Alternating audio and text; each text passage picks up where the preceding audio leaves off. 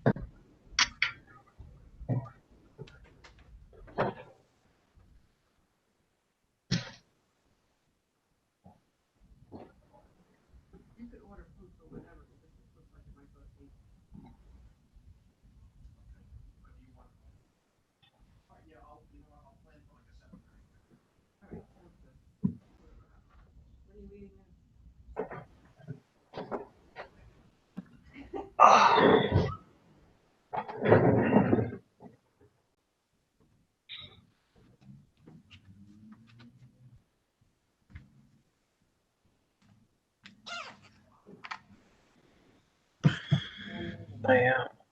Um. Okay. So they don't have the settings on this one. Mm-mm. They don't.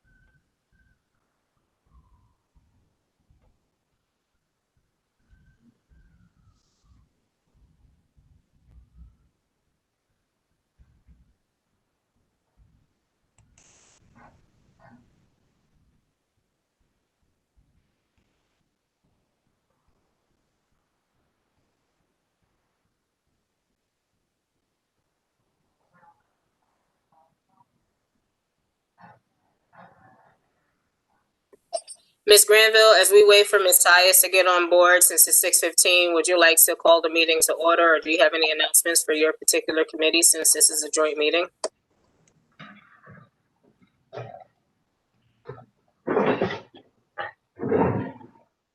Julia, can you hear me? Yes. Okay. At this time, I do not have any announcements, but I would just like to welcome everyone, and we're going to give Miss Tyus another few minutes because she's usually the one that's on time. Usually, I'm the one that's late. Thank you, Julia, for the roster and everything that you've done to prepare us for this meeting. No problem. I'll be in the background. Just FYI, I very likely might not be paying attention since I'm trying to finish up other board work, but I'll be listening to you guys partially. So if I hear my name, I'll try to answer. If I don't answer, it's because I'm not paying attention and I don't hear my name. Okay.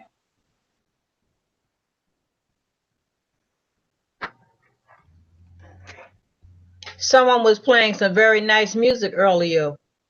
You were playing jazz? Yeah, I just have some jazz music playing in the background. Well, I appreciate that. I like jazz. Don't we all? Gets me through the workday. Yes, normally my day is different when I don't have any music in the background. Yeah, definitely helps me focus.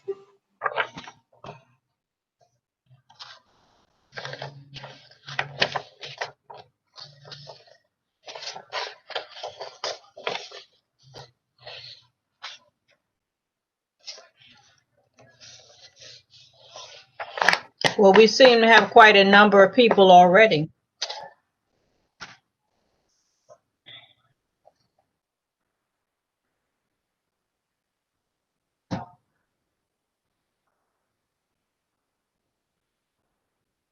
News reports 700 refugee children whose families were forced to stay in Mexico while their asylum cases are resolved in the U.S. ended up crossing into the U.S. Since 2019,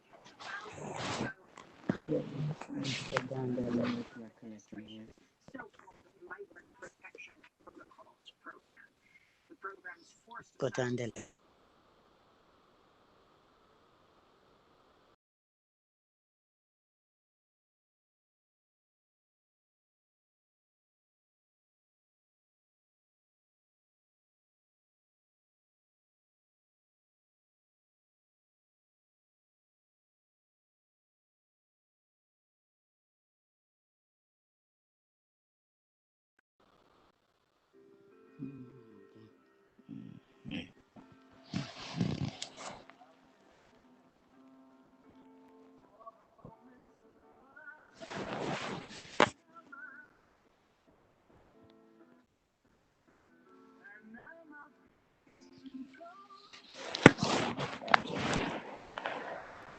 Good evening, everyone. Good evening. Thank you all for coming.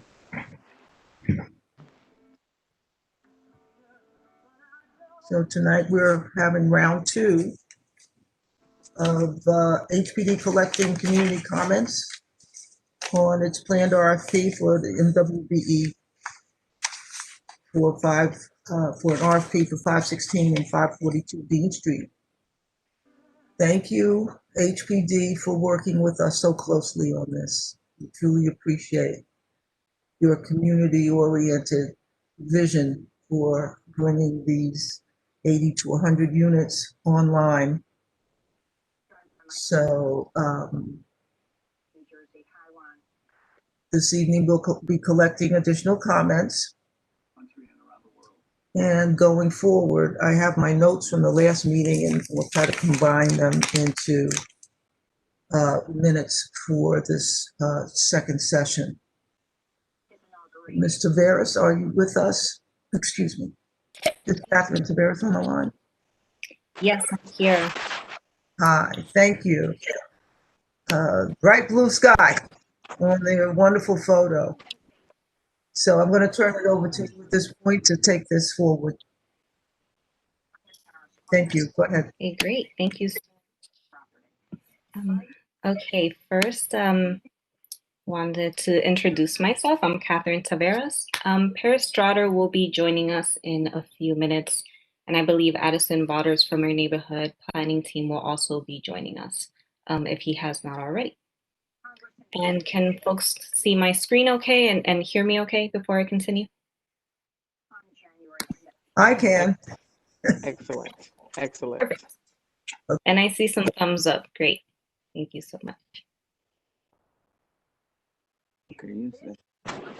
Me tonight, and thank you to CBA for the second opportunity to report back to the community on the feedback we've heard about the Bergen and Dean projects. The goal of this meeting is to share a summary of the results of the community engagement process that we have conducted, and which will be the basis for the community visioning report that will be a part of the RFP. We also want to hear from you tonight if what we're reporting back is reflective of how. So to provide comments through the chat, and we will take questions after the presentation. I want to give a huge thank you to all of our partners as we reflect on this community engagement process. It could not have been possible without a lot of people, including, but not limited to, Impact, Fifth Avenue Committee, North Prospect Heights Association, the Majority Leader Cumbo's office,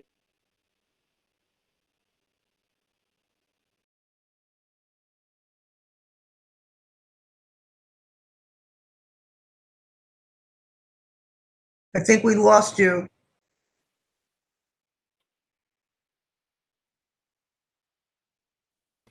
Okay, so tonight we're going to start off with a brief recap of the sites, the project goals, and the community engagement strategy.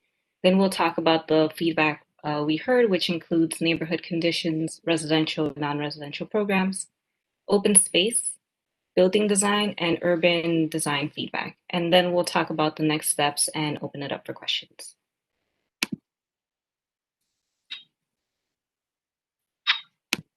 This slide always feels a little funny because I think you all know this better than I do. So these two sites are located at 516 Bergen Street and 542 Dean Street. The Bergen site is a vacant HPD office site and parking lot, which is still currently being used, very underutilized though. And the Dean Street site is an underutilized parking lot. Both sites are roughly 17,000 square feet. There's a commitment to develop 80 to 100 senior homes, which we are proposing to do on the Dean Street side. And we are proposing to relocate necessary parking and storage for HPD field operations on the Bergen site.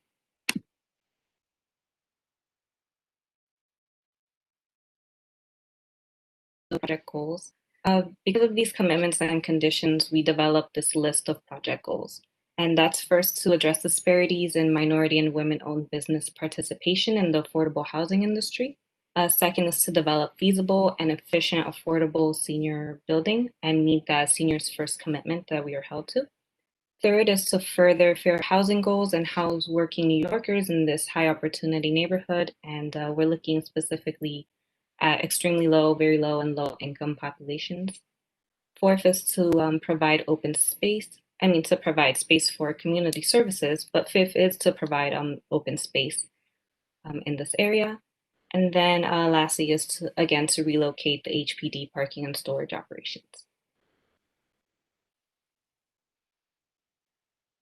So with the community engagement process, we aimed to inform the community about these factors and conditions of the sites. We also wanted to gather nuanced feedback about from the community about these sites and the housing needs in this neighborhood. We also wanted to understand the impacts of COVID in this neighborhood and think about how these sites could help mitigate or address these effects, especially in the future. And lastly, we wanted to synthesize the feedback into a report for the RFP that respondents could then use to propose projects that reflect community priorities. So we're going to recap the community engagement process that was conducted over the past several months. We hosted or participated in 6 public meetings ranging from introducing the project to visioning out specific ideas for the sites to reporting back to you all on the feedback that we heard most recently. And we collected this feedback over a series of formats, which included public meetings, questionnaires, both online and physically in the hands of people for those who couldn't connect online. In total, we collected 149 responses.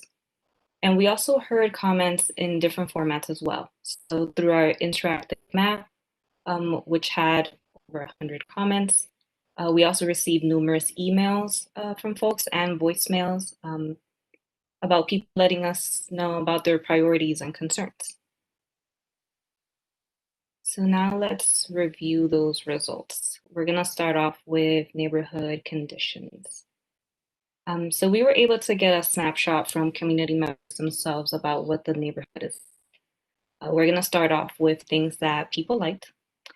So here the general themes were the amenities are available in this neighborhood. So we heard about the diversity of businesses that have a Main Street feel. There's a lot of food options. We heard a lot about this Prospect Heights having New York City's best fill in the blank. So we heard best donuts, best pies, amazing Greek food. We also heard about other amenities like transportation access, so access to the subways and bike stations. Another theme we heard here was a sense of community. So it seems like there's a lot of places to gather and do things together, or programming to do things together in the form of community gardens sometimes. And then we also heard about people being helpful. So neighbors leaving toys behind for children at the playground and things like that, being neighborly.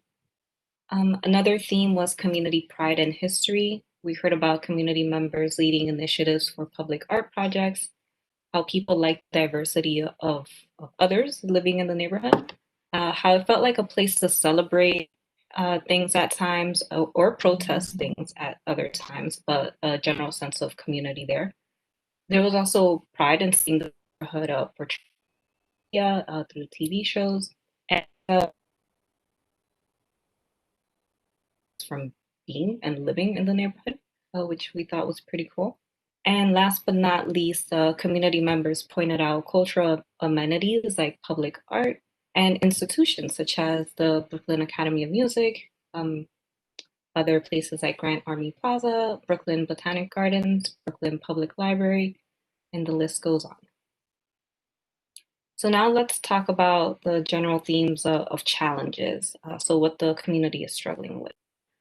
First and foremost, cars being parked on the sidewalk and impacts of that, which include trash not being picked up or the streets being dirty, and this general other impact of traffic and everything that follows with that, whether that's traffic congestion or traffic safety. We especially heard a lot about concerns resulting from these traffic conditions as they related to pedestrians and bicyclists. So they don't feel safe because there isn't infrastructure to separate the of the traffic.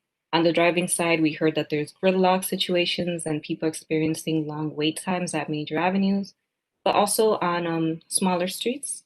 For example, Bergen, which has to share the road with there. Another theme was the strain on current neighborhood infrastructure, especially as related to open space as the neighborhood grows in residents and visitors and in students.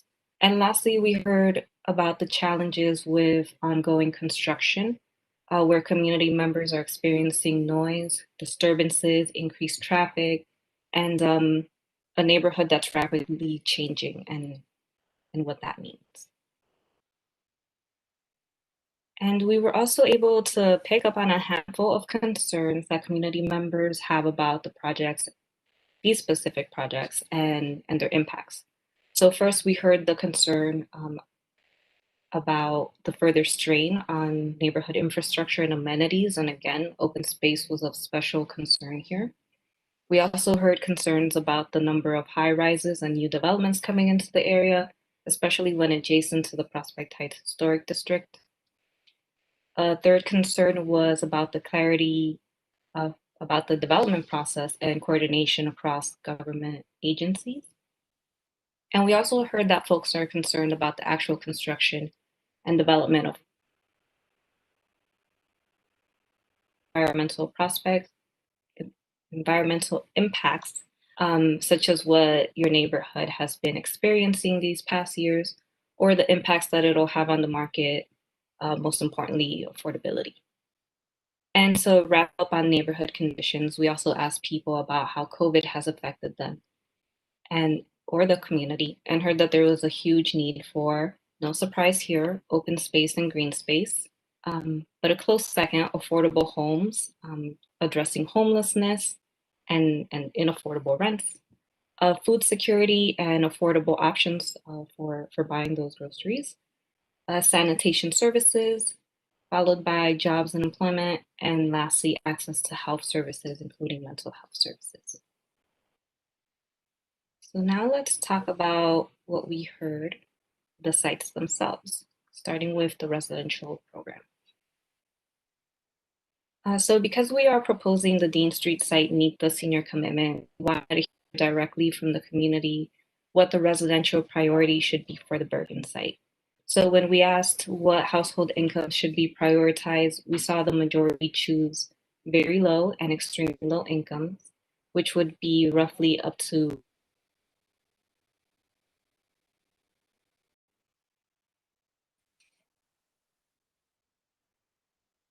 We also asked folks if they would rather see homeownership over rental, which serves the lower incomes. Rental serves the lower incomes.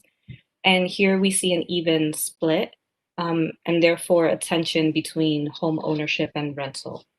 Because home ownership typically serves the moderate income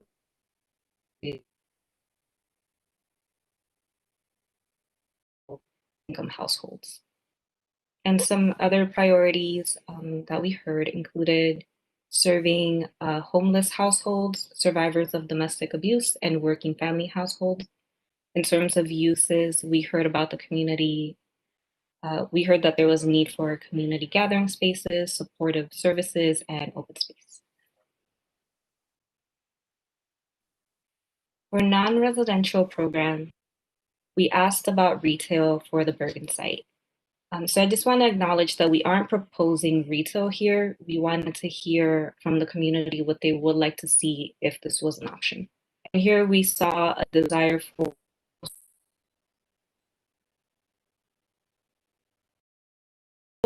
heard throughout the process that there really isn't a need for more a little bit here where we see a notable number of people say no retail or commercial businesses are needed here.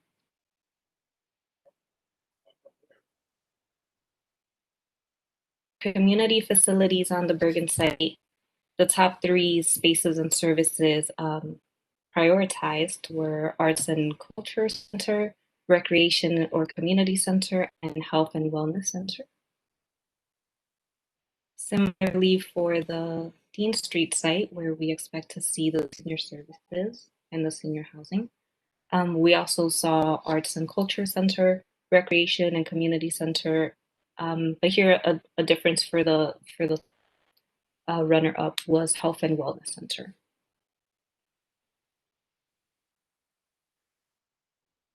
So now let's talk about the open space. We posed the question of how to passively program a space if a portion of the site was dedicated to open space. And here we saw almost a third say interactive space, so a place for people to come together, and roughly another third, almost another third, say that green space in the form of flower beds, trees, or gardens was desired. The third most popular choice here was walking path. Our other category is represented as 16%, but as you can see, some of the suggestions here directly contradict themselves.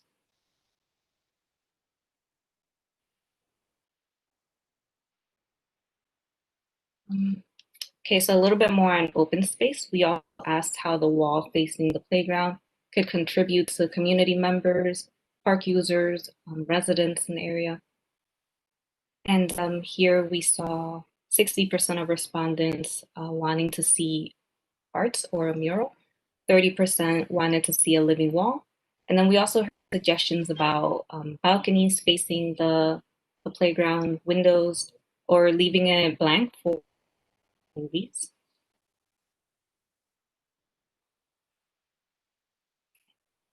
So moving on to building design.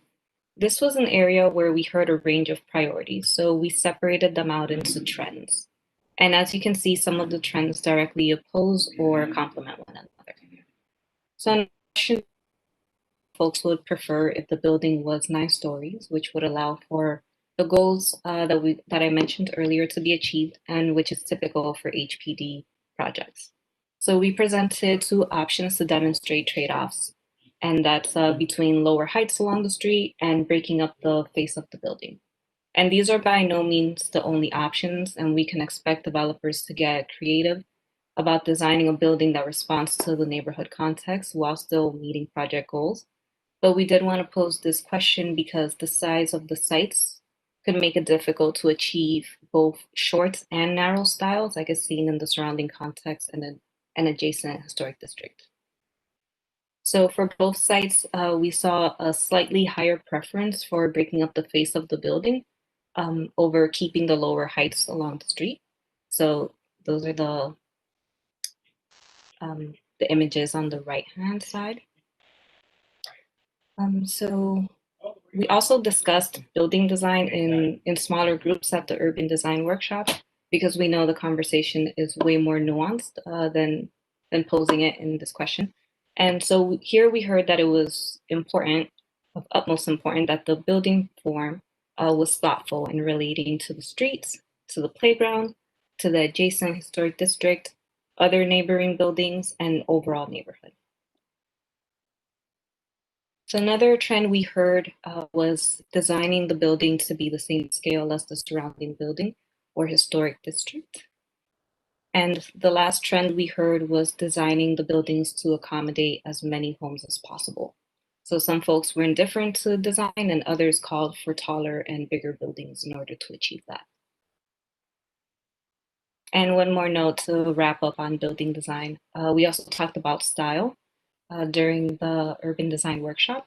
So for the Bergen site, some of the themes here were to respect the adjacent historic district. For example, no drastic changes to adjacent buildings, make the buildings look older, still have some sort of transparency and big windows, but not a glass curtain look. For Dean, we heard themes around off-street drop-offs, ensuring light and air, respecting neighborhood context through material selection, and possibly matching window heights with the adjacent buildings. We also heard a call for creativity, but again, rejecting that glass curtain look.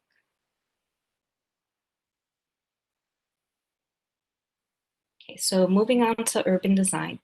We asked about public space amenities around the sites, and this list order applies to both sites.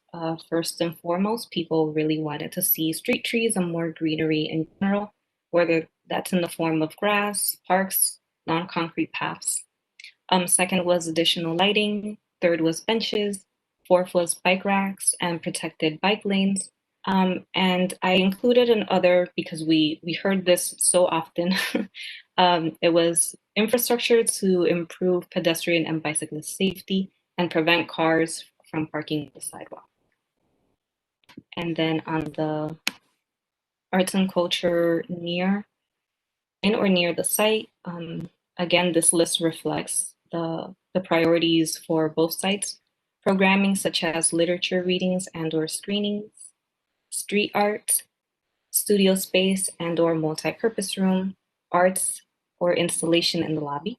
And then lastly, we heard quite a handful of people talking about meeting areas, possibly fountains and sculpture gardens.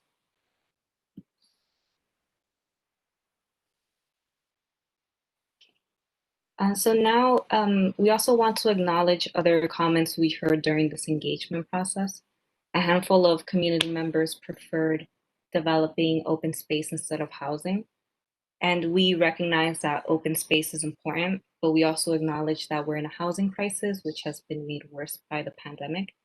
And there also haven't been HPD financed affordable housing in this area.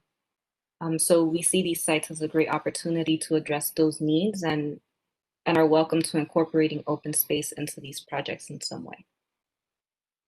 We also heard community members express they would like to see the projects developed within the current zoning.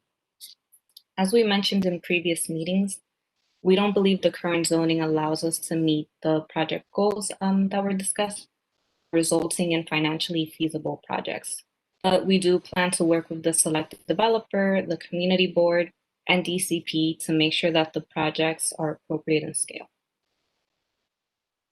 And lastly, we heard some community members do not support parking and storage being relocated to the Bergen site. We don't disagree. And we would want to separate these operations. So we're continuing to explore opportunities to locate these on another site. But if that's possible, then we would have to consider the best design that accommodates work with DOT and NYP to figure out how to minimize impact on traffic, which we know is a huge concern. Okay, so now let's talk about the RFP. We will draft the request for proposals and the community visioning report for developers to use as a reference in designing their proposal. As a reminder, we consider a few criteria when reviewing the submissions, and that includes a thoughtful response to community feedback, residential and non-residential programs, financial feasibility, quality of design and creativity, and development team experience.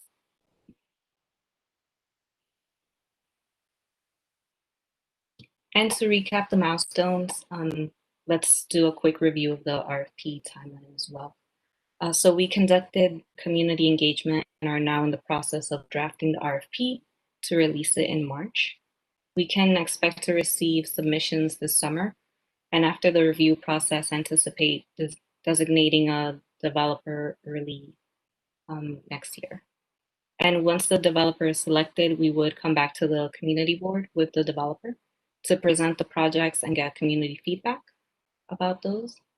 After that, we anticipate getting ULURP certifications in late 2023 or 2024, and going through a construction closing in 2025, if not after, depending on when these milestones could be met. Okay, so before I open it up for questions, again, thank you all for participating, not just tonight, but throughout the process and letting us know what your priorities and concerns are. Because of that, we were able to gather a lot of rich feedback that will help inform the community visioning report. And you can continue to reach out to us about the projects through the contact information on the screen, which I'll drop into the chat in a second. And I'll also put in a plug for the virtual tenant resource fair that is going on this Thursday, hosted by HPD and Majority Leader Combo. So we can start taking questions while I try to drop in the flyer for that into the chat. Thank you, Ms. Taveras. This is very helpful. Will you be posting this presentation on your website? Yes. Okay. Otherwise, I would have to ask you to send a copy to the board office. That would be helpful as well, so people know where to go. I think what you have up on your website now is very informative. Let's see what's in the chat for questions. I'm not seeing a lot of questions coming in. That's unusual. Questions, audience? Go scroll back up. I had a question. Name? This is Sarah Lassett. Hi. Go ahead. Ms. Taveras, I appreciate HPD coming to the community board and returning multiple times to talk about things having to do with the affordability level, et cetera, the design. However, to my recollection, I don't believe that at any point the Department of City Planning has come and solicited input from the community about the area to be rezoned. And I understand that that's not HPD's determination, but I think it's important. That seems like something that multiple times in the previous meetings people have wanted to know about.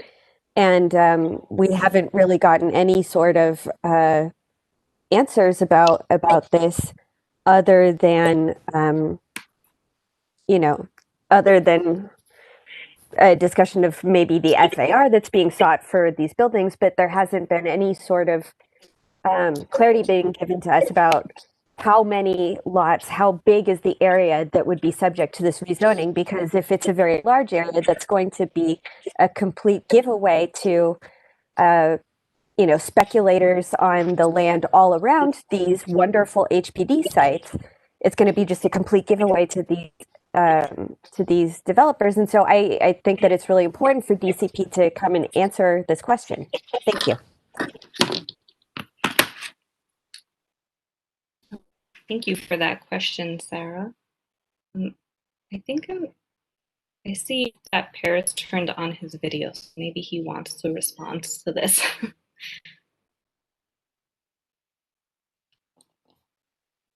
Though he is on mute. So. Paris, you're still muted. Go ahead. Can you guys hear me? We can hear you now. Okay, sorry, I couldn't figure out how to unmute. So yeah, just to respond, thank you, Sarah, for your question, and thanks to everybody for joining us tonight for this. We have been in conversations with DCP, and I thought they had attended the workshop at the very least, and was helpful with that on the urban design side. It's really just too early in the process because we haven't proposed a particular zoning strategy here. So that's going to come once we get proposals in, and once we designate a development team, we'll come back to the community to talk about what our initial proposal is around the zoning strategy. But it's not just up to DCP. HPD is involved in that. We'll be the lead applicant on the ULURP. So it is something that very much will be involved in, but it's just too early in the process right now to talk about what parcels besides these particular two would be implicated in any rezoning, because we don't know what that district would be. We don't really know what the zoning strategy in general will be. Thank you for your response, Mr.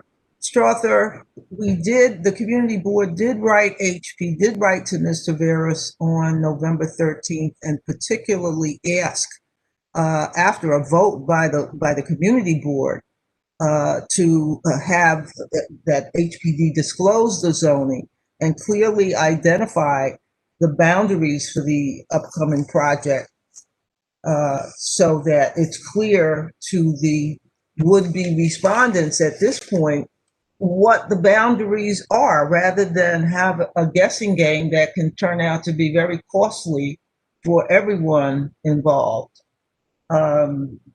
We didn't even get the courtesy of a letter back. I find that disappointing and portending of a poor outcome coming up, because it's like you're kicking the can down the road on making a decision on this very important aspect of this offer to the public.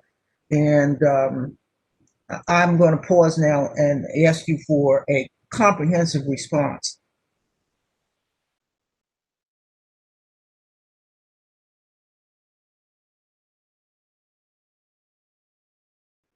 Right. Yeah, I thought we on a written response. We wanted to make sure that we weren't that we referring people to the Q&A that's on our website. But yeah, certainly we plan to respond in writing. We're bureaucracy, so it takes us a million years to respond in writing. But we're happy to talk through any of those questions or concerns right now, though. I'm all ears, and I think there may be other questions in the chat.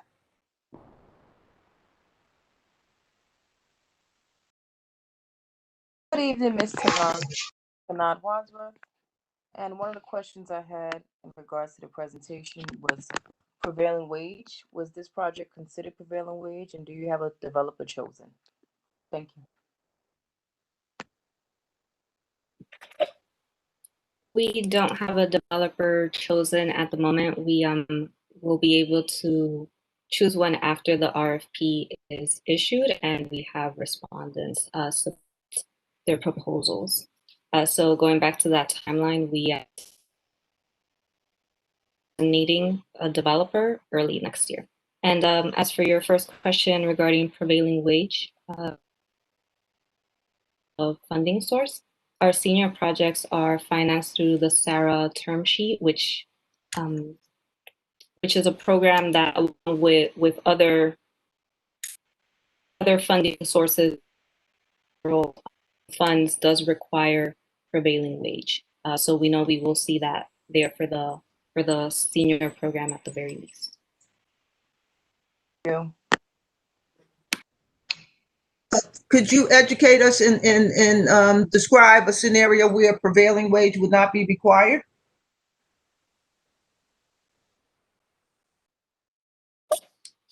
It's my understanding that if that federal so if the project is not using federal funds, then that would not be the case. But to person be able to explain this a little better in detail. Yeah, and then there's two types of prevailing wages here. Can folks hear me? We can hear you. Go ahead. Great. So there's two types of prevailing wages here. There's prevailing wages for the building workers that work there in terms of the servicing the building, like basically the maintenance workers or the service. And then there's prevailing wages as it relates to the construction of the building. So this building will have prevailing wages for the service workers, but like Catherine was saying, the funding source dictates whether there will be construction. I mean, there'll be prevailing wages required for the construction of the building. So for our senior programs, for supportive housing, those programs use federal funds that require construction prevailing wages for construction workers. Our other programs don't typically require that, so we don't typically bill prevailing wage construction just because it's so expensive. But it does depend, and sometimes it depends on the developer too. The developers sometimes will pick certain trades that they will use prevailing wage construction for. But no, most of our programs don't. It's not required that we use prevailing wage construction at this time, and the reason is that it's just so expensive. But those are conversations that are happening, of course, on a policy level at council. But yeah, I hope that clarifies that. Thank you. I see a question in the chat on the website is there, and Salvatore Ficino is asking about 80 to 100 homes. Is 100 homes versus 80 to address the housing crisis. I think they've gone over that. I don't believe you'll be using eminent domain on this project, but can you speak to that issue, Mr. Strother or Ms. Taveras? Eminent domain. Yeah, these parcels are city owned, so we don't need to acquire, and we're not seeking that authority. We won't seek that authority as part of the ULURP.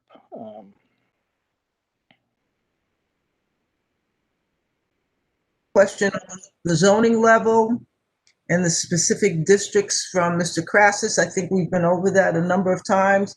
I don't know if there's another way you can say it, Mr. Strother, to answer why isn't the zoning level and the specific districts established before the RFP is issued? That is the question that was in the November 13th letter from the community board that the board voted on. 28 in favor with 1 abstention, and we're waiting for a written answer because it seems like you're throwing darts at the board. It's a good question. Could you take another stab at answering that? Yeah, what we had initially proposed, I think it was R7A, Catherine.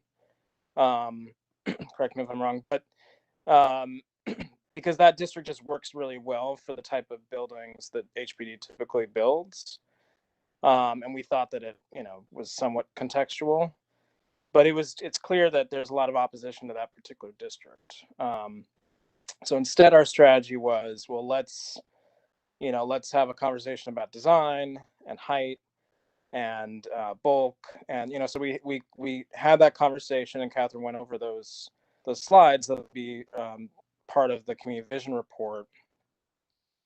Instead, we are kind of punting a little bit because it seems like we're not going to get to a specific zoning district. I mean, there's also, R6, R6A. I mean, there's other zoning strategies, but it seems difficult to have that conversation when there is a lot of concern around height without a development proposal in hand. So, our strategy is based, because usually we would, if there's a rezoning contemplated, we would give we might not call out the district specifically, but we'd give some sense to the development community what we're looking for. But it seems like that conversation is going to be more productive once we have a development proposal in hand, where we can really talk about, okay, well, we can, this is the current proposal, but, if we go shorter, we lose X amount of units, but we could do that, like it's a more productive conversation once you have a developer on board, and once you have a particular proposal where we can really look at the trade-offs between, let's say, an R6A or R7A, or between other different zoning districts. Because, there might be other things besides the actual district that could, that could limit, or you could speak to the concerns of what the community is asking about. So it's not going to be a productive conversation, I don't think, without a specific proposal in hand. And I know that's not, it's not the best answer. If I were you guys, I wouldn't like that answer either. But I think it's just the most productive thing at this point in time. Okay, the question remains, how many different ways can we ask the same question? Moving on to a question from Daphne Abiatar regarding a factual assessment of on the current building vacancy rates. She's indicating that you seem to be relying on numbers from 2017 to assess the need for new construction. Can you highlight how you decided, or what numbers you're using to say there is a housing shortage? Can I clarify the question, actually? Sorry, just to add to that. I don't mean to say that I mean that there isn't some housing shortage, but the idea that we need new construction is what I'm questioning, or that we need new construction that goes beyond current zoning limits. And the reason I'm saying that is because there's been a lot of news coverage about the fact that there's not only a huge amount of vacant buildings, both residential and commercial, but that the expectation is that many of those commercial buildings will not be refilled, that people are not going to go back to work in the same way they used to. That offers the opportunity for thousands of affordable housing units that can be built in existing buildings.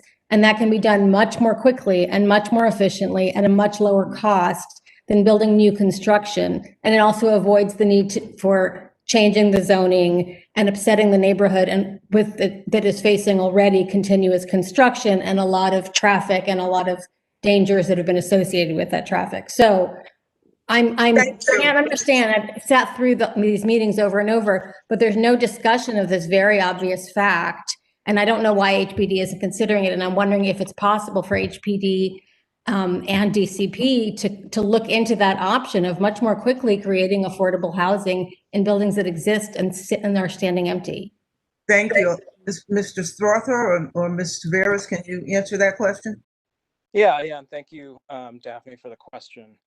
You're absolutely right. There's a great opportunity right now, given vacancy and given potential market changes, as a result of the pandemic, to think about, what we would typically more call preservation. Well, actually, it's really conversion, I guess, but not new construction of housing, and to do affordable housing that way. Still, I want to caution everybody, we don't know yet. We don't know what's going to happen 2 years from now in terms of what the market is going to do. And if I did, I wouldn't have this job. I'd be someone much more important if I knew that. So I think you're right. I think it's astute, and we are looking at opportunities that have been created because of the office and the hotel market really taking a crash. But it's not clear what the long-term impacts are going to be and effects.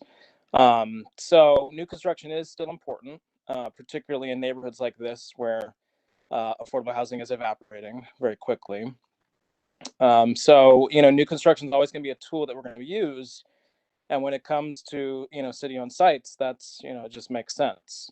This neighborhood is also a neighborhood that's seeing a diminishing amount of, where developers come to us with privately owned properties to try to use our financing. That's really not happening, at least in this part of the neighborhood, Prospect Heights, because it doesn't make sense. They should just do market rate housing. They don't want to do affordable housing. It doesn't pay for itself. So using city-owned sites for affordable housing just makes sense.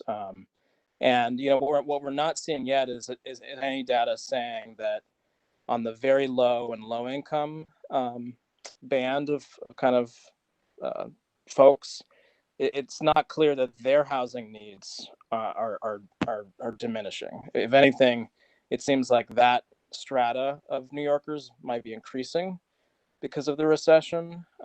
And even though rents have come down a little bit and vacancies are up, it's not clear that they can afford anything. It's really the impacts are more on the kind of middle. Yeah, no, I agree. I don't mean to suggest that there isn't a need, but as you said, there are hotels and buildings that can be converted to address that need much more quickly than 8 years from now. And 8 years from now, we're better. I'm sorry, Ms. Eviatar, we have other questions in the chat. I think he made a fairly comprehensive response to your question.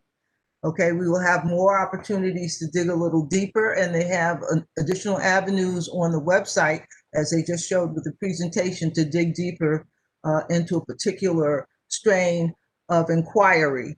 I do have a question in the chat as to whether or not the developer will be selected from Community Board 8. Mr. Strother, Mr. Veras. Just to clarify that question, the developer, so a developer that has their office address in Community Board 8, is that the question? I believe so. This is from Mr. Raji. Yeah, no, for many reasons, the most important one being, the competitiveness of the process, and really that we want the best, we want to pick the best proposal and have the best project that meets, various goals, not just affordable housing goals, but also the community goals that we talked about tonight. It's really hard to kind of limit, to say we will only, or even that we'd prefer to give a preference for developers that are quote unquote local. And like, how do you really define local? You could define it by the community district.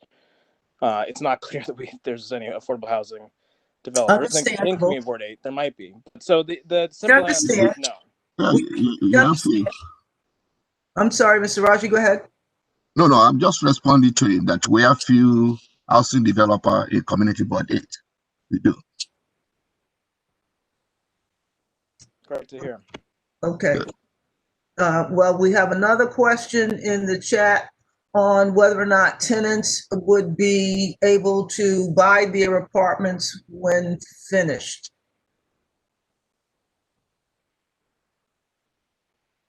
And I think they were asking about converting from a rental to a co-op or a condo. Oh, there are times where we do that. It's more on the preservation side, where, it's kind of a lease to own, or there, sometimes things will flip and the tenants can buy their apartments. But it really depends on the program here. Here, we're going to either be doing rental and just rental, like all of our programs are just rental programs for new construction, or we're going to be doing home ownership, and it would not be rental, it would be home ownership for first-time home buyers. I'm going through the chat here, looking for questions that have not been answered yet. City Planning is working with Community Board 8 on areas abutting this project called M-Crown. So we're also interested in that. And I think we'll be discussing that at an upcoming meeting. Let's see.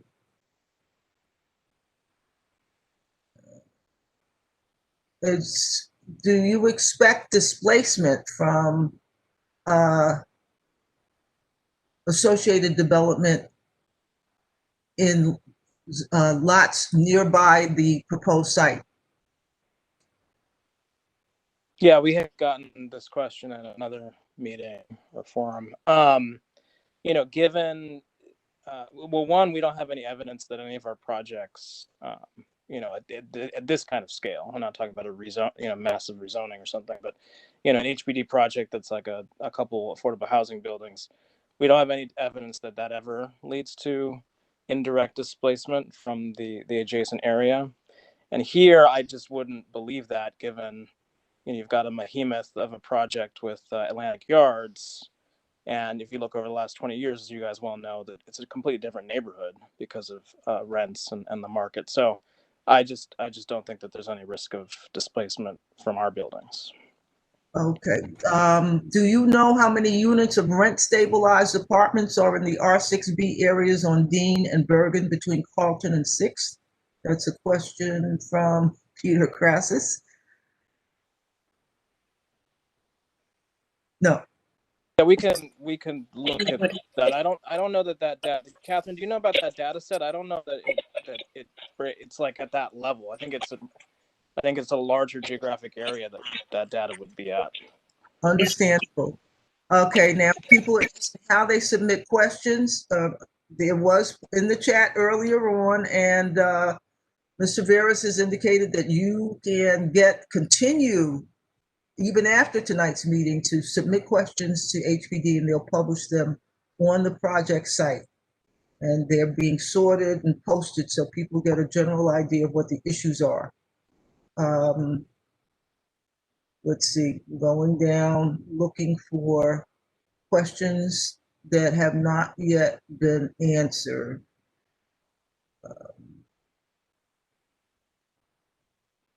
Mr. Swarther, while I'm looking, is there anything you think we've missed that you want to speak to this evening, Mr. Veras?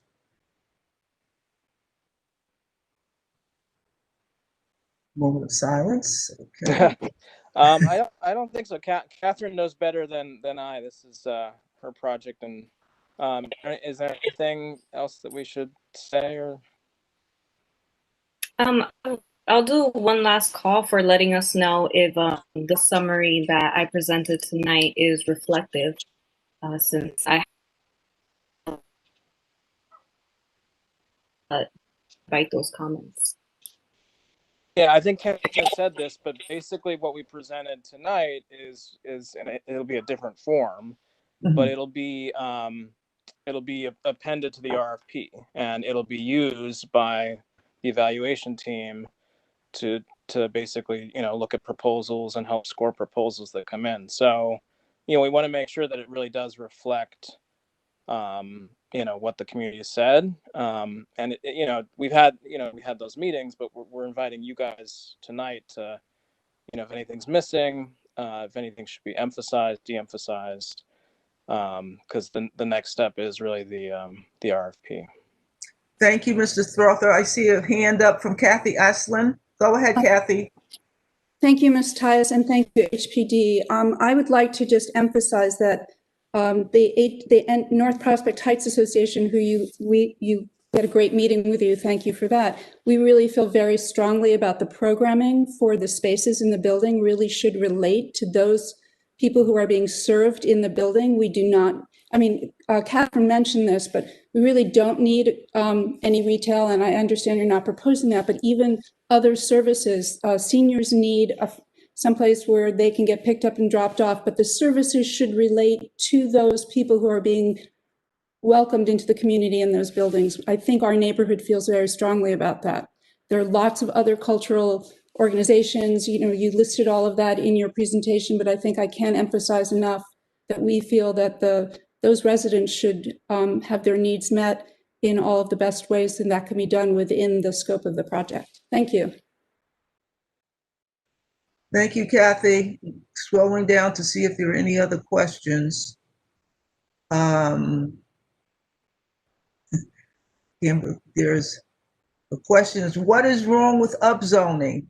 It's probably from someone who doesn't live here. Michael Rogers is asking, what is wrong with upzoning? I don't think that's a question for HPD, but if you want to answer that, HPD, go ahead. No, okay, thank you. Let's see. I see a hand from Gib Vacconi. Go ahead, Mr. Vacconi. Yeah, I just wanted to bring up something that had been posted a couple times in the chat, and I know this isn't something HPD is going to be able to answer right here, but I know there's also some folks on from our elected officials, and at some point, this project will probably be going through ULURP as a function of some sort of a rezoning. And I really think that one of the things that would be a reasonable ask at this point of the city is to get the FDNY and the NYPD that are now really making the streets very difficult for pedestrians by combat parking to reform practice in the neighborhood. I think that's a totally reasonable ask of the neighborhood in exchange for any increase in density that's coming in. And quite frankly, it's not great having the sidewalks taken up by the private vehicles of police and fire for senior citizens that are coming and going from those sites. So it should be addressed anyway. It's been a longstanding problem, and the city really should take this opportunity to make it right, in my view. Mr. Viccone, I applaud you for bringing that forward. And I think there's a Regina Cahill on the line that completely agrees with you. And it's an overstep by these very courageous uniformed services. Doesn't give them the right to make everyone else's life difficult as far as trying to be able to go across the sidewalk and use the sidewalk for what it's meant for. It's not meant for parking. So Ms. Cahill mentions ideas like pullover, lay-by lanes, and so on to avoid stopping buses and bike traffic and a domino effect of congestion. So thank you for bringing that forward, Mr. Viccone. I'm going down the chat. And Gib, you can chime in going over the chat to see if we're missing anything here. I want everyone to go back and take a look at the project website. The HPD is doing a bang-up job on that, of sorting the questions and providing answers, because most of these questions have become very repetitious at this point. I want to ask if there are any DCP staff on the call. Anyone on the call from city planning?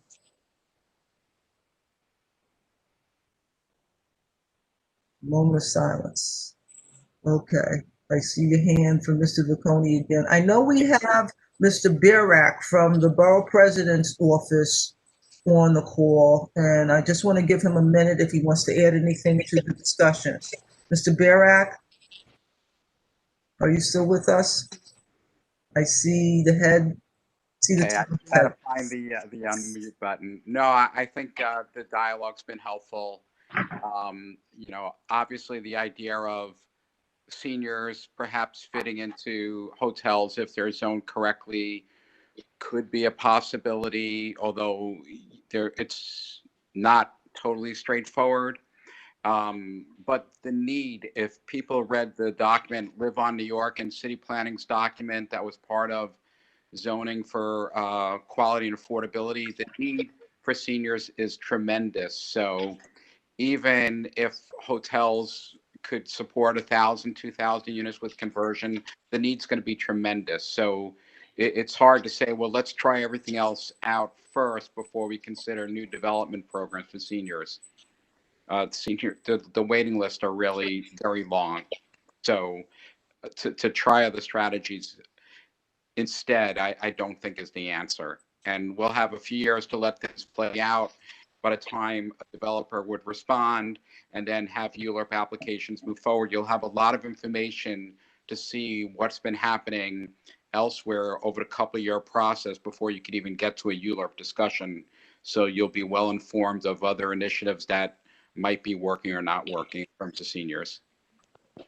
Could I also just I just want to add one or two things and then go to Mr. Viccone. I've been told by a developer that they're very, as far as using existing housing, the banks are very reluctant to accept diminutions in downgrading in expected rent rates. They are liable to call a loan. So that was one fear that was revealed to me by a developer who's been working with this community district. And I didn't know that, but I would think that any bank that's in tune to what's happening now, they would change that policy as we go forward in this new technology. Secondly, and then I'm going to Mr. Viccone, we do have some very expert developers in CB8. So I think we can consider asking HPD to give local developers like BNIA and Impact Brooklyn preferential points should they respond to the RFP. They get 1 or 2 points just for being familiar with and in the district where the housing is going to be built. Now to Mr. Vacconi. I just wanted to make a brief comment, picking up on something that Richard said. I also don't believe it's really a valid argument to talk about building housing in some other building someplace else, in the sense that this is a neighborhood that really needs deeply affordable housing. The Prospect Heights Neighborhood Development Council has done a couple of long-form community surveys, one in 2004 and one in 2016, and both showed that living in a neighborhood that's socially and economically diverse is considered a quality of life, one of the primary quality of life enhancers by people who live in this neighborhood. So we've been talking a lot about this idea that upzoning is going to have some damaging effect on quality of life, but the counter argument actually is perceived to improve the quality of life in this neighborhood, and we won't get it without doing projects like this. So I just encourage folks to also think about the benefits of providing deeply affordable housing in a neighborhood that has really lost a lot of it over the last 15 years or so. Thank you, Mr. Vacconi. I'm still going through the chat to I see have a question, if I could ask a question. who is that person speaking. Janet Clancy. Hi, Anna Clancy. Go ahead with your question. Hi. Yeah, I have 2 questions actually. When these projects have been presented before, it was with the Dean Street construction happening first, followed by the Bergen Street construction. Is that still the scenario, or is that in flux, or what? I leave that to HPD to answer. Yeah, sorry, I was trying to mute. I don't believe that we have released the information about one project going ahead of the other. So I'm not sure where that's coming from, but we are RFPing both sites at the same time, and they will be going through Euler at the same time. So we anticipate them being on the same timeline. Yeah, they were presented in series previously because there was no clear plan what would be happening on the Bergen Street site at that time, early on in the planning game. My second question is, with these projects, would you be looking at sustainable LEED or carbon neutral construction for these projects? Like, are you looking at the long plan where these are going to be around for 50 years or more, where the cost of that infrastructure would actually pay off over time? Or is the budget such that it's just going to be like cheaper is better? No, I understand that's a premature question. Is that part of your ideal for these buildings, that they be sustainable? Question. Sustainability and resiliency are part of our competitive criteria. We developers propose different programs that together. So we don't necessarily call out any specific programs such as LEED over passive house or anything like that. But we do like to see proposals come in with those programs. Would that be a priority, though, to follow those terms of design? Sorry, can you repeat? Would that be a priority to have a building that would, be modern, quote unquote, like using the latest technology and be sustainable to the best of its ability? Or is that not a priority? Or is it is financial a priority over that?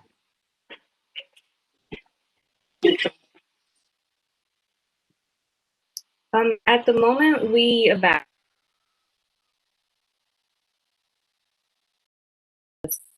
evenly, so we would not be prioritizing one over the other. We like to projects comprehensive, include sustainability and financial feasibility, development team experience, and programming.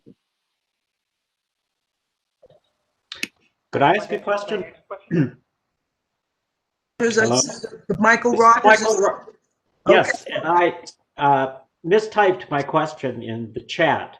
What I meant to ask is, does HPD think about these sites in terms of spot rezoning? And if not, what's wrong with spot rezoning? Mr. Barris, Mr. Strother, please answer. Hi, sorry about that. I'm having issues with connection, so I didn't hear the last 45 seconds. Yeah, I think I can get this one, Catherine. I'm understanding the question correctly. It's really the latter part, which is what's wrong with spot rezoning. Mm-hmm. And it really DCP should answer that question, but is that the question? And have you considered it? Yeah.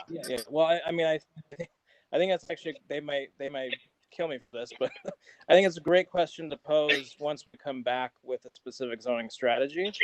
To bring back that question. It is really for them to answer, and I'm sure they have a good response. I don't really have it. Basically, my understanding of why spot zoning doesn't make sense, other than there is some legal. If you go back to just like planning law and case law, basically there is some sense that you shouldn't be doing spot zoning based on case law, and that's more national. But my understanding of New York City is that basically they don't want any zoning strategy to be inconsistent or capricious, or based on factors that are not legitimate. And if you could imagine spot zoning, there'd be plenty of opportunities where a spot zoning could be those things. But beyond that, I don't have the answer to that question. It's really a DCP question, but definitely ask it again once we come back. Do you think once you come back, there will be, you'll have a developer, you'll have a proposal. What latitude will there be for discussing zoning if the developer has essentially created a project that requires a certain zoning? Well, it will still be a draft proposal, and it has to go through ULURP. So the developer will have an idea and a project based on a certain zoning strategy. But if we can't get the community on board with that zoning strategy, we'll have to adjust the project, and that actually happens a lot in this process. Mr. Strother, have you constructed your scoring sheet yet, your criteria and the associated weights for choosing a winner out of the proposal, the RFP you're planning to issue? Yeah, Catherine can best explain how we evaluate the proposals. If we could get a copy of that, it'd be great. Well, no, let me, because one of you guys might be the developers or applicants or know the applicants, we can't share that. But what we can share is the more general way that we do evaluation. Catherine, I see you don't have your video on, but are you still there? Can you answer how that works? I'm here. I'll keep my video off because it is causing major connection issues on my end. But we have looked at the 4 different criteria, which I mentioned earlier, and it has been a split between those. So again, that's the team experience, financial feasibility, design, and the 4th one, blanking that one. Double check here. Experience? Non-residential program. Oh, sorry, go ahead, Ms. Russell. I'm asking, so it's number of years experience in construction of non-residential buildings or residential buildings? We like to look at something that's comparable to the sites. So here we definitely would want to see residential development experience. We have also looked at mixed use development experience as well. Okay, and then there's financial feasibility, right?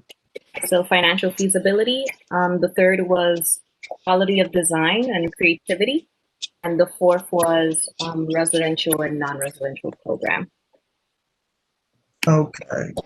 And now, if I remember from our review in October 21st, this would be a 60-year term lease where the developer would keep the affordability level for the entirety of the lease. And the open space used today is not going to be a part of the development site, according to our discussion on October 21st. Now, would you care to share the percentage of the 100% winner assessment amongst these four buckets that you just described? The four criteria? How much weight is going to be given to each one of these four criteria? So as Paris mentioned, because there might be developers on the call, we do keep this information confidential until we release the RFP in order to not give anyone an advantage. Okay, is it published in the RFP? It is. And the RFP will be available for download by anyone who registers for it. Okay. Again, how can we would like to see, I think it would be a good idea for HPD to consider our local developers as priority proposers, if you would, if they could get a bonus point or two for having familiarity with the area. Is that something you would consider? Yeah, I can share that our RFP process has been changed back in 2017 to capture this idea of targeted investments in the area where the project is being developed. So we do like to see, we give preference for that, for teams that can demonstrate that. So there could be a preference for local developers like Impact Brooklyn and BNIA. Well, sorry, yeah, not for local. Oh, go ahead, Catherine. Not for local developers, but for developers who have maintenance in the area which the projects are located in.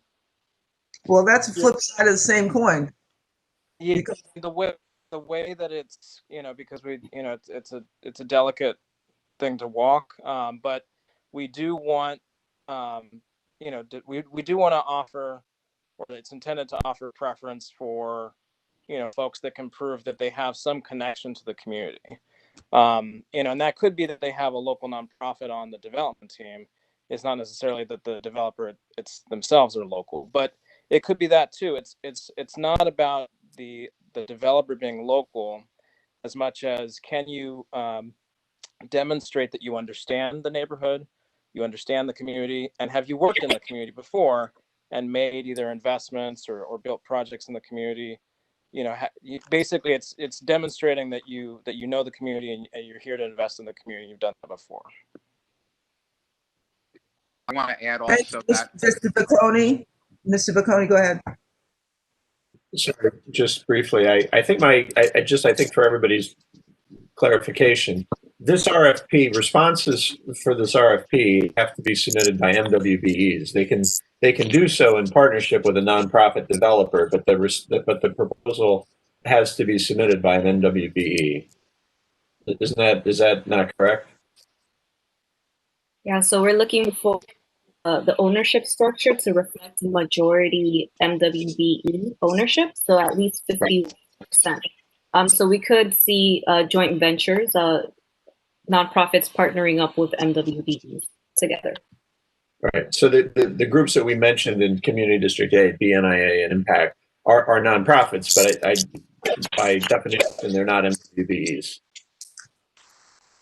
I'm not sure about your categorization of BNIA, but be that as it may, we can discuss that offline. Nonprofit. I completely understand the classification. Thank you. And Ethel, I want to add that nonprofits can be submitting with many different developers. So like they could be part of 4 or 5 proposals if they wanted to be aligning themselves. You know, if you're in almost every deal, there's a great chance you're going to be selected. You just find out who the partner is. Excellent. Excellent guidance. Thank you, Mr. Barak.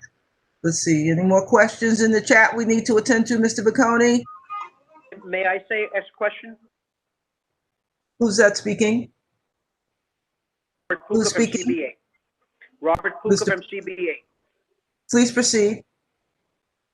My name is Robert Puka. I'm a member of CBA. I also live across the street from the proposed HPD lot, and I'm also a member of NPHA.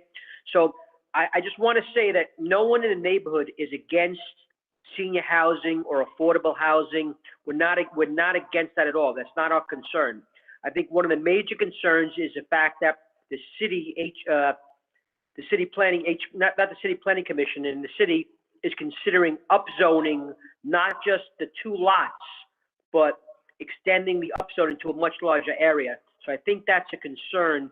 And I don't know if anyone from the city planning, if Winston Von Agel was on the call earlier, if anyone from the city can actually comment about that.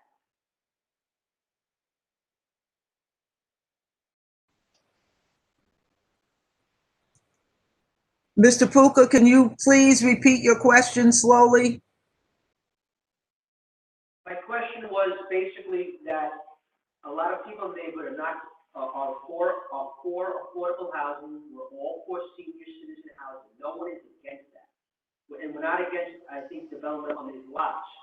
What we're concerned about is that if these 2 lots get upzoned, the city might actually increase the upzoning area, and there will be potential for other lots to be built on a lot higher than they currently are now.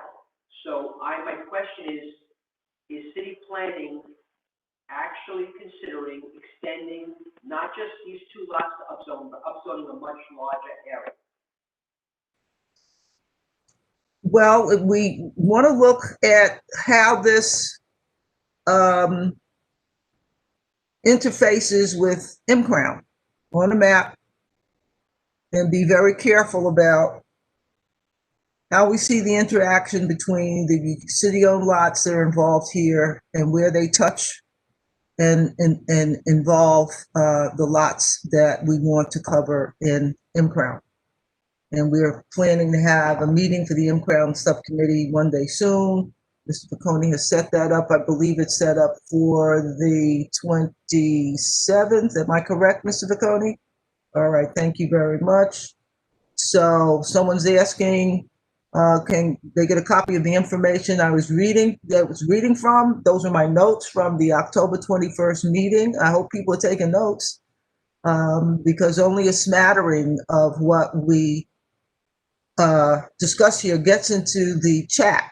And you can go back and look on YouTube and you'll get a blow-by-blow, word-by-word transcript. I don't know how long it stays up there, but there will be a transcript on YouTube. Are there other questions we should be attending to, Mr. Bocconi? I had something that I wanted clarified, actually. I was just wondering if, because I know you had mentioned a range of 80 apartments to 100 apartments and whether or not it's being weighed. If you do 100 apartments, if you'll be able to adjust the AMI to allow for lower income folks just due to like economies of scale. Because I mean, there is a huge housing crisis. We need all the affordable housing we can get. So I'm just wondering whether or not there's a push to get 100 units versus 80 units and what the AMI strategy is. Mr. Strother, you want to take that one? I can start and Paris, feel free to chime in after me. So for the senior housing, the commitment, that's correct. It is for 80 to 100 units. But this term sheet program serves seniors up to 50% AMI. when combined with the rent voucher. So here we're at pretty set that it won't pass certain AMI levels.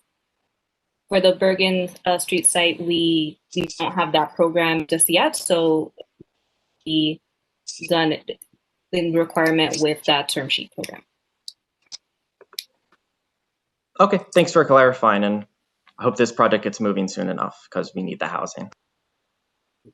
Thank you, Mr. Franchino. And I have a question on seniors. Most seniors are on fixed incomes.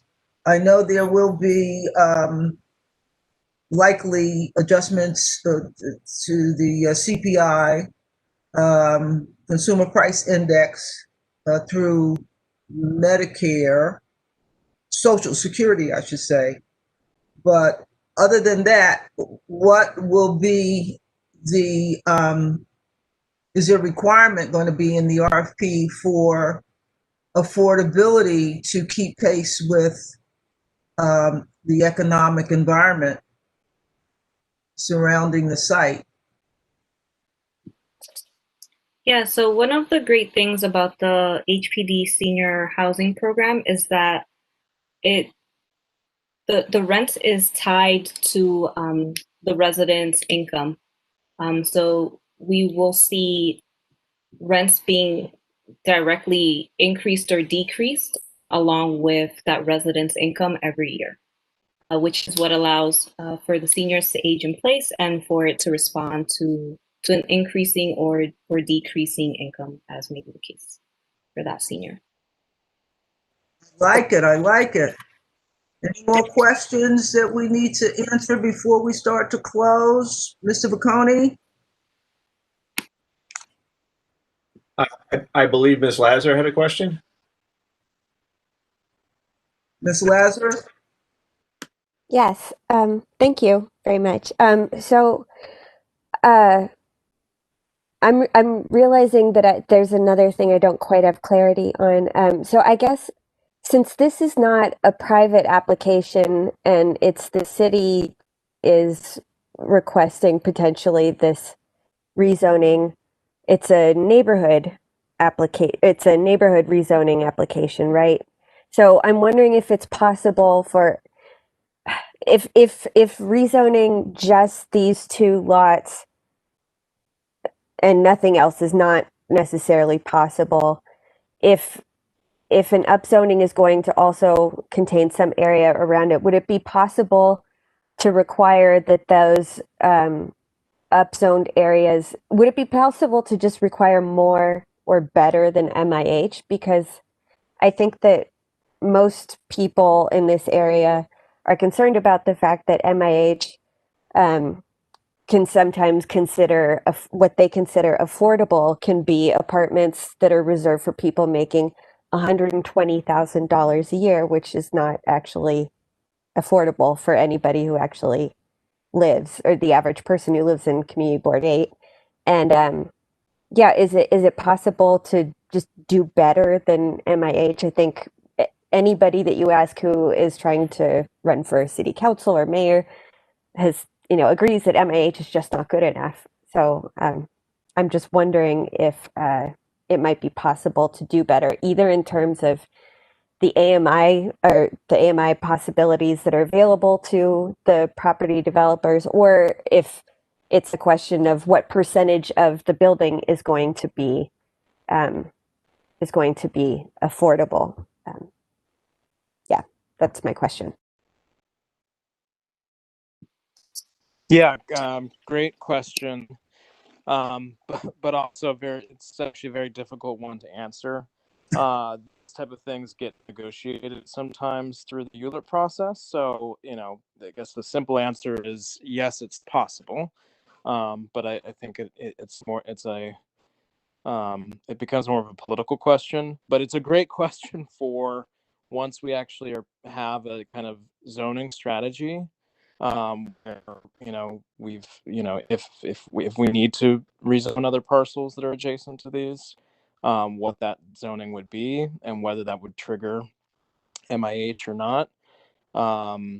MIH being mandatory inclusionary housing. At that point in time, once we have a proposal, we can start to have that discussion around whether the community wants additional concessions. Usually they do. It's difficult to layer in those type of things, but yeah, it certainly, though, that's a great conversation for once we come back, and before we go into alert. I'll also, I'd like to add, Ethel, this isn't a neighborhood rezoning. It's no different than any other private properties where you'll always see several more properties potentially part of the rezoning at the outset. And there's always the possibility to pick the MIH option that doesn't give those incomes that Sarah expressed concern for, whether it's option 3 or option 1, where most of the affordable units would be at a much lower income.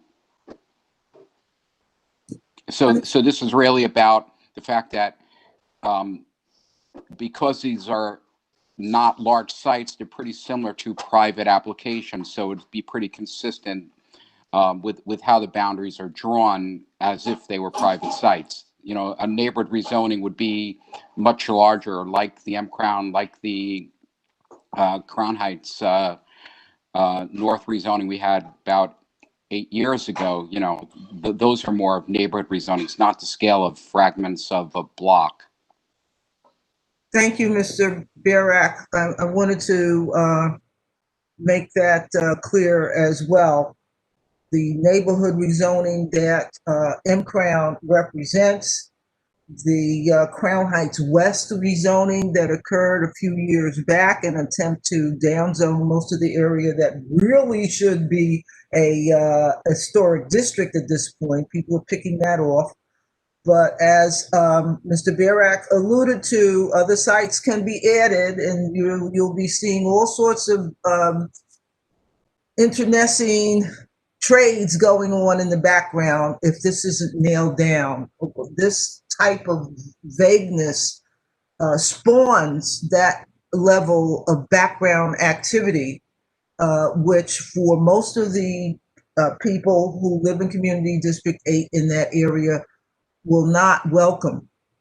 So we would be very, very grateful to HPD to be more definitive and move with much more alacrity to get this done, so you don't have the untoward speculation going on around this site, because that is exactly what's going to happen. Neighboring parcels will be thrown up in the air for grabs. But at any rate, here we are.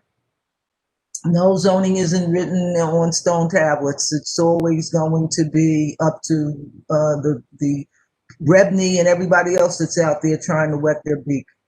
So, But again, Ethel, if the council in the end, the boundaries that result, even if boundaries start out from a sound planning rationale, the boundaries that might end up, the council could have reasons why the boundaries should be a little tighter than initially proposed to address whatever concerns that come through the Euler process. True, and thank you. I think we do have a staff representative on the line for the council member. Would you care to add anything to the discussion? Sorry. Referring to me? Who's that speaking? It's Lucian Allen. Hi, how are you? Well, thank you. Okay, you'll be next, Ms. Lazor. Do you want to add anything to this discussion? Well, I don't have anything specifically to add in regards to, I guess, the zoning. Obviously, we did speak with one of the neighborhood organizations. We are aware that the goal is to make sure that there aren't any any upzoning resulting in development that's going to be unappreciated by the neighborhood. So we're definitely trying to make sure that the senior housing is something that is constructed, that is something that the majority leader is very much in favor for. But no, she does understand the concerns of the neighborhood as far as just something that can happen as a result of higher zoning, in upzoning rather. But she is, I mean, her biggest concern is that this is something that's not going to be coming in front of her because of her term ending this year. So that's the majority of the issue. But she is definitely willing to lend whatever political power she has to ensure that the senior housing is created, and that the whatever is finally developed or decided upon, and then that it's more amenable to everybody. Thank you, Mr. Allen. Mr. Bocconi, are there any other questions in the chat we need to bring forward? Sarah? I'm seeing a lot of conversation, but not a lot of new questions. I think Sarah Lazar had another question. I have a question. And I see Mr. Heckwolf has a question. Mr. Lazar and then Mr. Heckwolf. Oh, no, I didn't have any more questions. I got my question asked. Thank you. Okay, thank you. Mr. Heckwolf? Yeah, is there any way to speed this up? I mean, everyone got rightfully angry when the vaccine rollout was a couple weeks slow, but now we're talking about this won't start until 2025. I find that a bit scandalous. And is there any way to cut a couple years off this and get this into the ground in the next year or so?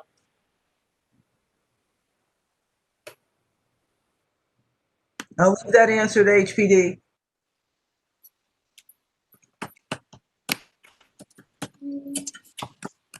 Well, I missed the exact question. It's something about time. I mean, Catherine, maybe you caught it. Yeah, I'll go ahead and answer. So if you can recall from our timeline that we showed in the presentation, we have quite a few milestones to reach before we can get to a construction closing. Some of these things are out of our hands, and that includes certification and where we would be on the queue for that. We also need to develop the RFP, allow enough time for respondents to prepare submissions, which does take 3 to 4 months. And then we need to have a review process, which also takes another couple of months. Pre-development itself also has a lot of factors that are out of our hands. So during pre-development, we will be seeing studies on how these impact the neighborhood and other things like that. And just a few other factors, making sure that it goes through the public review process of ULURP, which in itself takes 7 months. So there's just no way I believe that we would see a groundbreaking next year. Yeah, and it's frustrating for I worked in this field my whole career, and publicly sponsored development, whether it's affordable or not. Okay. I see a question about upzoning firehouse. I'm sorry, Mr. Strother, we understand the time limitations on the public review process, I believe, and we can revisit that. And people are now suing because they don't want to do ULURP virtually. So there are many different aspects to this. There's a question in the chat about upzoning the firehouse. Is that something that you've looked at?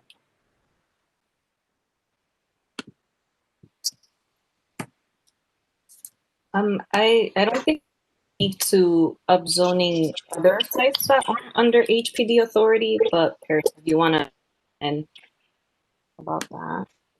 I'm not even familiar with. There's a firehouse right there.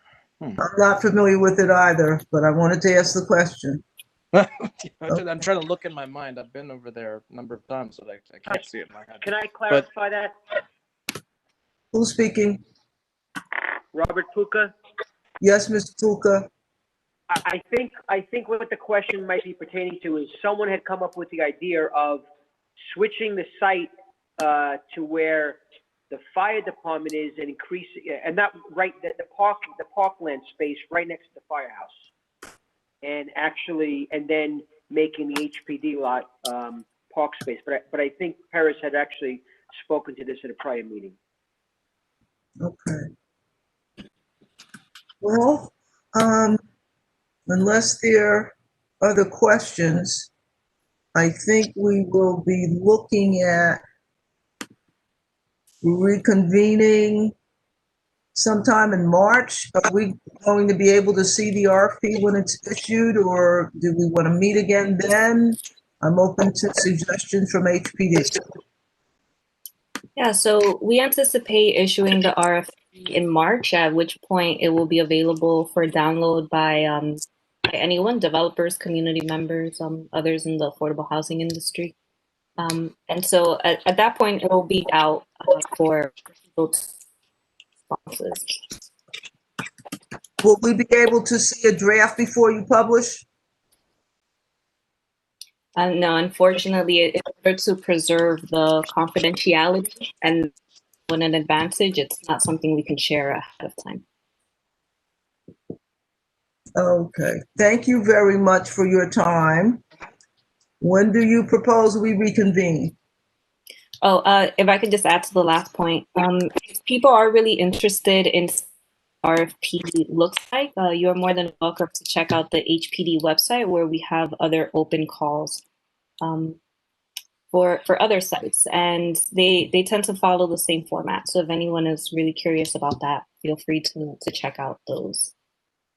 And then for reconvening, Paris, correct me if I'm wrong, but we are thinking that the next community board meeting would be attended with the designated developer in order to present the project and gather community feedback about that.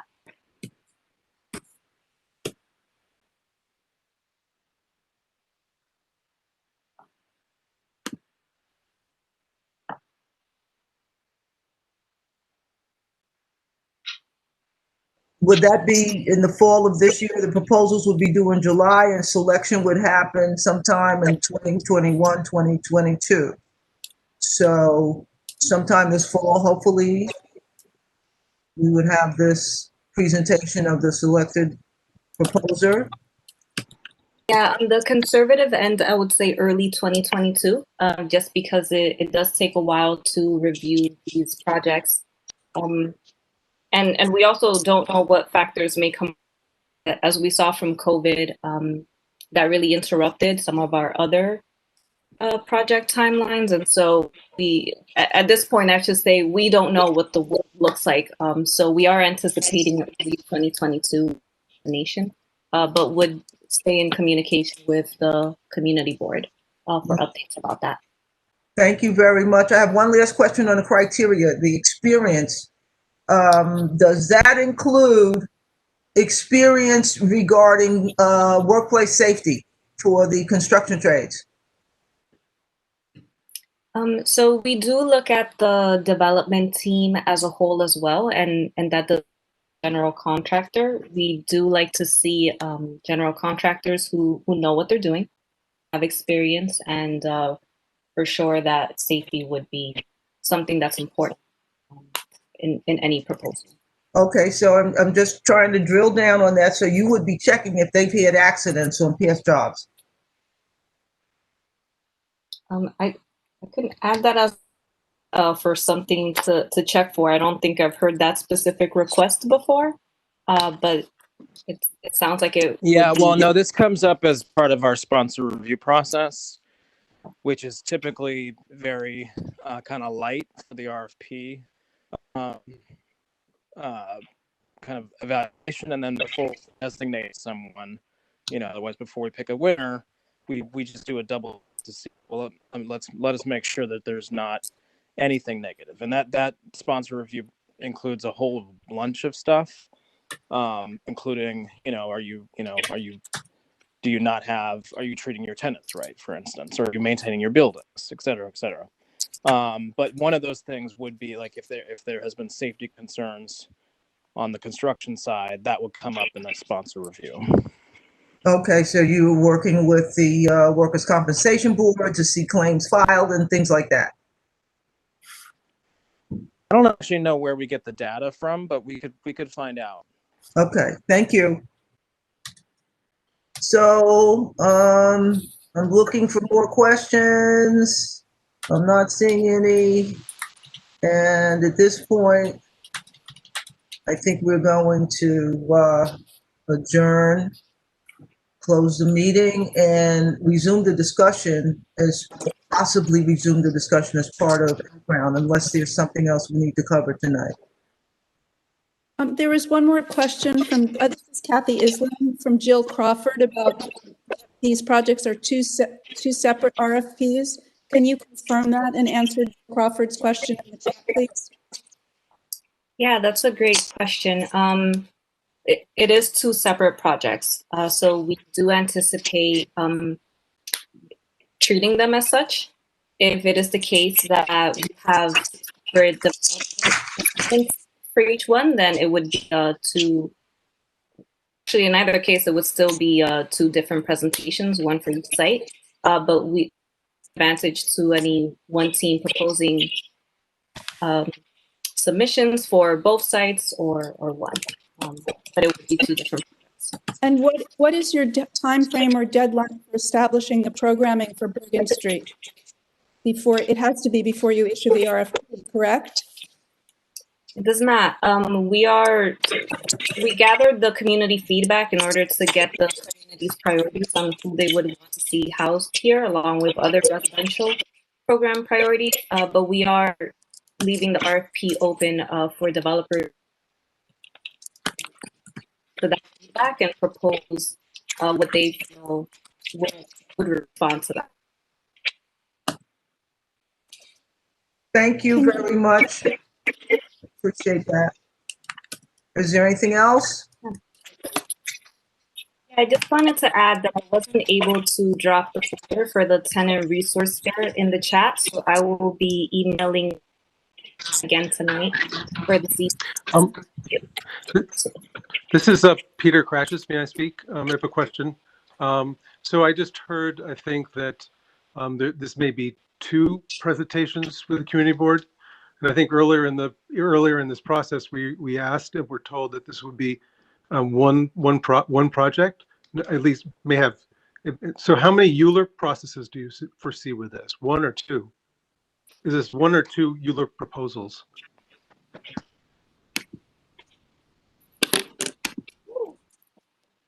Okay, sorry, I had trouble getting.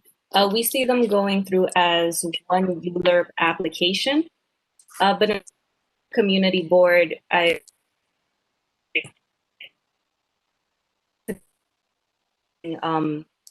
time dedicated for each site, so not together. Just because we might have two different development teams, one per site. But also we might be looking at different programs for each of the sites, and I would imagine that the community board would want to give its due attention to each of the sites. Thank you. Thank you very much. Unless there's anything else, ask for a motion to close the meeting. Nothing else from us. Just a huge thank you to you all for participating and giving us so much feedback in order to draft the RFP and the community vision report. And thank you both for coming down, and Mr. Barak for being here, and all of you neighborly neighbors for coming. Thank you for listening. Keep you all posted. Please remember to check the calendar for meetings on the CBA website and attend those meetings for MCrown as well. And if you have questions, on this issue tonight, go to HPD's website. They put it in the chat, and I put it in the chat as well. And they have a board there for submitting comments. And they're grouping the comments received as they go along. And it's all there for your review. So with that, I say good night and thank you again. Thanks for your time. Let's build some homes. Take care. Stay safe, folks. You too.